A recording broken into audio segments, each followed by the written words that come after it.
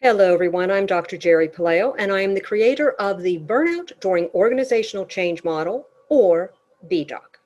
And one of the questions that I'm frequently asked is, does low self-esteem make me more prone to burnout? Well, based on my research, I would have to say that, yeah, you might be more prone to burnout because many times people who have low self-esteem use coping behaviors that make them more susceptible to feeling burned out. Now, two of these coping behaviors are people pleasing and overachievement. So let's talk about people pleasing.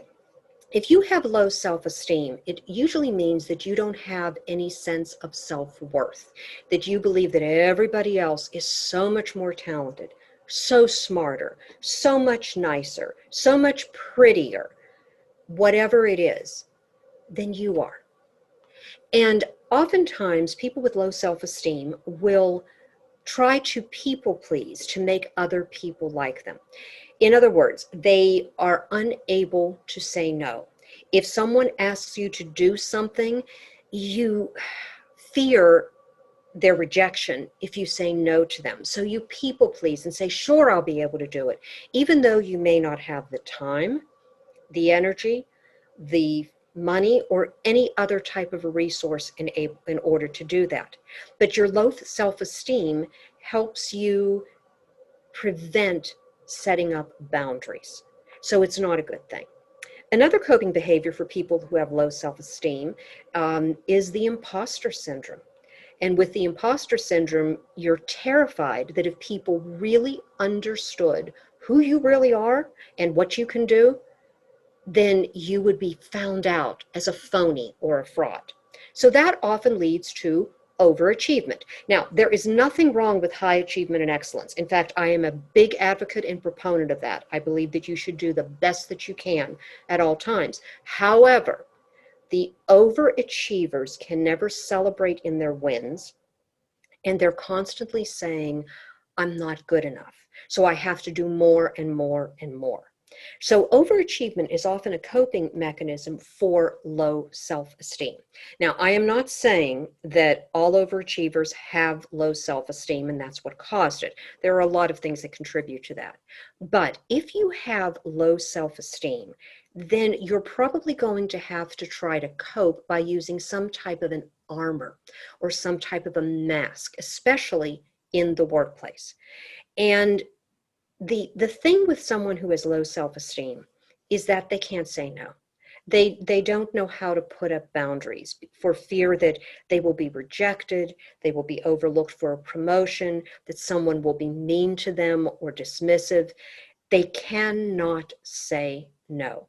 And this can lead to depression. So that leads to the question, are burnout and depression the same thing? They seem to be very closely related. In fact, burnout seems to be more akin to trauma, believe it or not. In fact, my TEDx talk on the similarities between burnout and PTSD has been viewed over 500,000 times on YouTube, so it must be resonating. But depression and burnout are not exactly the same thing, but they're closely related. And if you have low self-esteem and you cannot set those boundaries, it could contribute to emotional or mental or psychological discomfort, which can extend into burnout or even depression. So can low self-esteem lead to burnout? Yes, I believe that it can based on my research. I'm not going to sit here and tell you to look in the mirror and say, I'm good enough and I'm smart enough and people like me and everything's peachy keen. That's kind of cognitive dissonance if you don't believe it, if you're saying one thing, but your mind is saying this is a crock and I don't buy it. But if you have low self-esteem and you're trying to avoid burning out from the constant people pleasing, the inability to say no, and taking on much more than anyone can reasonably manage, what you can do is to step back and really look at who you are and what you want. And probably most importantly, what are you willing to sacrifice in order to get that? It will take a while. It might require therapy.